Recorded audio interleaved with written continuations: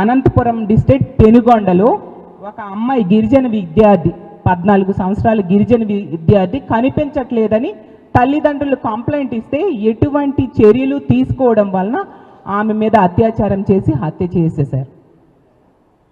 మేము వెళ్ళడం కూడా జరిగింది. గొడ్లవల్లేరు ఇంజనీరింగ్ కాలేజ్లో హిడెన్ కెమెరాలు పెట్టి మహిళల్ని బాత్రూమ్స్లో హిడెన్ కెమెరాలు పెట్టి ఏ విధంగా ఇబ్బంది పెట్టారు అనే విషయం మనం చూసాం. అంటే వీళ్ళు సరిగ్గా ఇలాంటి కాల్ సెంటర్కి ఫోన్ చేసేటప్పుడు పోలీసులు స్పందించట్లేదు అనేది ఇలా ఎన్నో సంఘటనలు, రోజుకొక సంఘటనలు మనం ఉదాహరణగా చెప్పొచ్చు. ఎంత దారుణమైన పరిస్థితులు నెలకొని ఉన్నాయి.